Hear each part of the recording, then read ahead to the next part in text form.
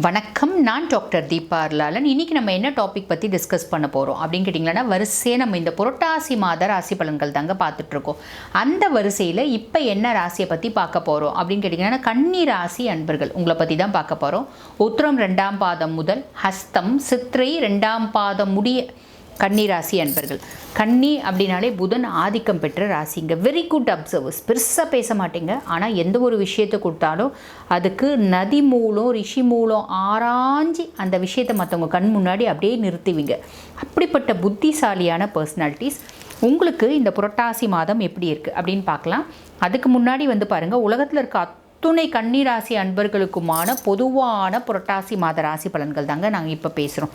இது பேசிகிட்டு இருக்கும்போது இது பார்த்துட்டு இருக்க நிறைய பேருக்கு பாருங்கள், நானும் கன்னிராசிக்கு தான், எனக்கு என்னோடய சுய ஜாதகத்தை பற்றி தெரிஞ்சுக்கணும் அப்படின்னு விருப்பப்பட்டாலும், என் வாழ்க்கையில் பல முக்கியமான விஷயங்களை நான் முடிவெடுக்கும் தருணத்தில் இருக்கேன், அதை நான் தெரிஞ்சுக்கணும், என்னோடய சுய ஜாதகத்தை நான் நல்லா அனலைஸ் பண்ணிக்கணும் அப்படின்னு விருப்பப்பட்டாலும், வாழ்க்கையில் நிறைய பிரச்சனையில் இருக்கேங்க, இந்த பிரச்சனைலாம் எப்போ தான் தீரும் அப்படின்னு நான் தெரிஞ்சுக்கணும் அப்படின்னு விருப்பப்பட்டாலும், நான் பேசிகிட்டு இருக்கும்போதே எங்களோட நம்பர் டிஸ்பிளேயில் இருக்கும்.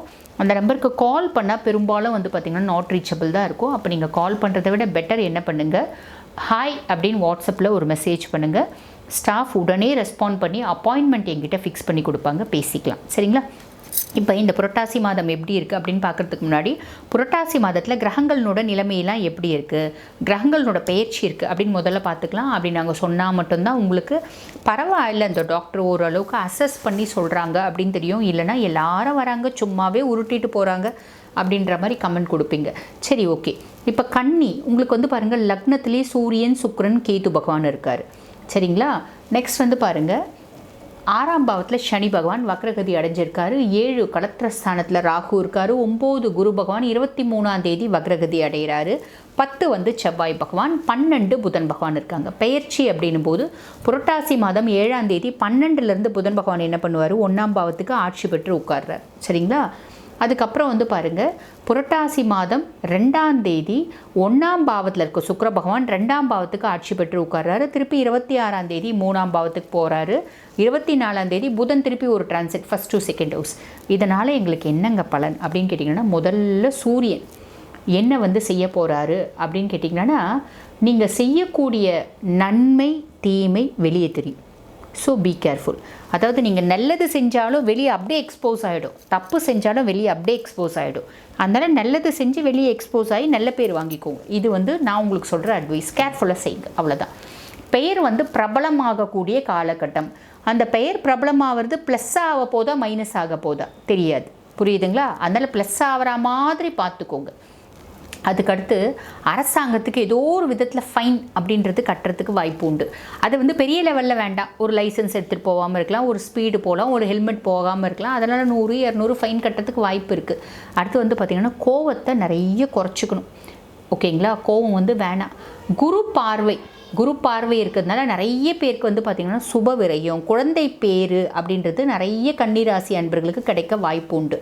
அடுத்து பாருங்கள், ஒரு வேலையை ஒரு சின்ன நெகட்டிவ் இருக்குது. என்ன அப்படின்னா, ஒரு வேலையை நம்ம 2 முறை செய்கிற மாதிரி நம்மளுக்கு இந்த மாதம் அமையும். அதனால் ஒரு வேலை செய்யும்போது 4 முறை அனலைஸ் பண்ணி ஒரே முறை செஞ்சுக்கிற மாதிரி பார்த்துக்கோங்க. சரிங்களா? ஹஸ்பண்ட் ஒய்ஃப்குள்ளே 3ஆவது நபர் தலையீடு அப்படின்றது கண்டிப்பாக வேண்டாம், உஷாராக பார்த்துக்கோங்க. ஏன்னா 3ஆவது நபர் தலையிடும்போது குடும்பத்தில் ஒரு பிளவு, ஒரு விரிசல் அப்படின்றது ஏற்படும், ஒரு வில்லங்கம் அப்படின்றது ஏற்படும். அதனால் 3ஆவது நபரை தலையிடுற மாதிரி அலோவ் பண்ணாதீங்க. எவ்வளோ நெருங்கின நண்பர்களாக இருந்தாலும் வெளியோடு சரி, உள்ளுக்குள்ளே, அதாவது வீட்டில் வரட்டும், கணவன் மனைவி அந்யோன்யத்துக்குள்ளே அவங்க உள்ளே நுழையிறது அப்படின்றது வேண்டாம்.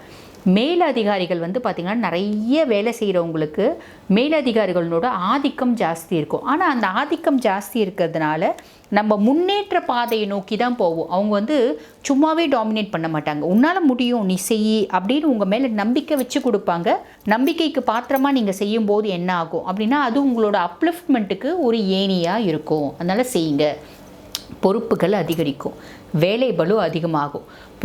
பொறுப்புகள் அதிகரித்து வேலை பளு அதிகமானாலே உறக்கம் குறையும், இல்லை ஸ்ட்ரெஸ் நிறைய ஆகும். அது கொஞ்சம் பார்த்துக்கோங்க. அஸ்வினி பரணி நட்சத்திரத்தில் தொழில் சார்ந்த முடிவு ஏதாவது எடுக்கணும்னா அஸ்வினி பரணி நட்சத்திரத்தில் எடுங்க, சாதகமான பலன் கிடைக்கும். சரிங்களா? இது சூரியன் உங்களுக்கு செய்கிற வேலை. அடுத்து புதன் பகவான், புதன் நல்லா இருக்காரு. நீங்களே புதன் என்ன செய்ய போகிறாரு அப்படின்னா உங்களோட தன்னம்பிக்கை அதிகமாகும். தன்னம்பிக்கை அதிகமாகும், எல்லாமே சுற்றி நல்லதாக நடக்கும். அப்போ என்ன ஆகும், தலகணம் வரும், ஹெட் வெயிட் வரும். அந்த ஹெட் வெயிட் வேணாம், குறைச்சிக்கோங்க. சரிங்களா? அடுத்து வந்து பாருங்கள், பெண்களுக்கு மாமியார் பிரச்சனை அப்படின்றது அதிகரிக்கும். என்றைக்குங்க பெண்களுக்கு மாமியார் பிரச்சனை இல்லை அப்படின்னு நீங்கள் கேட்குறது புரியுது. இந்த மாதம் நிறைய லேடிஸ், அதாவது கன்னிராசி லேடிஸ் நிறைய பேருக்கு வந்து பார்த்திங்கன்னா மாமியார்னோட டாமினேஷன் அதிகமாக இருக்கும். அது கொஞ்சம் உஷாராக பார்த்துக்கோங்க. அதே மாதிரி பாருங்கள், இன்னொரு ப்ளஸ் என்ன அப்படின்னு கேட்டிங்கன்னா சேமிப்பு வந்து அதிகமாகவும் செலவு குறை. இது வந்து ஒரு ப்ளஸ்ஸாக தான் நான் பார்க்குறேன். இது புதன் பகவான் செய்யக்கூடிய வேலை. சரி, அடுத்து சுக்கிரன் நல்லா இருக்காருன்னு சொன்னீங்களே, சுக்கிர பகவான் என்ன பண்ணுவார் அப்படின்னா நம்மளோட பொருளாதார நிலை அப்படின்றது மாறும். எப்படிங்க, நான் வந்து சைக்கிளில் போயிட்டுருக்கேன், ஆடி காரில் போவேனா, இப்படிலாம் கேட்கக்கூடாது. ஓரளவுக்கு நம்மளுக்கு தொழிலில் முன்னேற்றம் மேன்மை அப்படின்னு வரும்போது பொருளாதார நிலைமைன்றது மாறதானே செய்யும். ஓரளவுக்கு மாறும், ஃபேவராக இருக்குங்க. நிறைய பேருக்கு வந்து பார்த்திங்கன்னா வரன், கன்னிராசி அன்பர்களுக்கு ரொம்ப நாளாக வந்து பார்த்திங்கன்னா வரன் தேடிட்டுருக்காங்க. அந்த நிறைய கன்னிராசி அன்பர்களுக்கு வந்து வரன் கிடைக்கக்கூடிய காலகட்டம், வரம் கூடி வரும். நீங்கள் 100 விஷயம் எக்ஸ்பெக்ட் பண்ணிட்டீங்கன்னா ஒரு 50 விஷயமாவது கிடைக்கும். அட பரவாயில்லப்பா, 100 விஷயம் நான் பொண்ணுக்கிட்ட எதிர்பார்த்தேன், 50 okay, I am ready to marriage. ஏன்னா ரொம்ப நாள் நம்மளும் தேடிட்டுருக்கோம், இன்னும் எவ்வளோ நாள் தேடுறது அப்படின்னு நீங்களும் கொஞ்சம் இறங்கி வருவீங்க. நீங்கள் எக்ஸ்பெக்ட் பண்ணுற மாதிரி ஓரளவுக்கு கிடைக்கும். அதே மாதிரி பார்த்திங்கன்னா இந்த சுக்கிரன் நல்லா இருக்கிறதுனால வருமானத்தை நோக்கி ஓடுவீங்க. வருமானத்தை நோக்கி ஒரு பயணம் அப்படின்னு சொல்லலாம். ஆக மொத்தம் இந்த புரட்டாசி மாதம் கன்னிராசி அன்பர்களுக்கு எப்படி இருக்குது அப்படின்னு கேட்டிங்கன்னா, புரட்டாசி மாதம் முழுவதும் கன்னிக்கு ஒரு பொற்காலம் அப்படின்னு சொல்லலாம். வாழ்த்துக்கள்.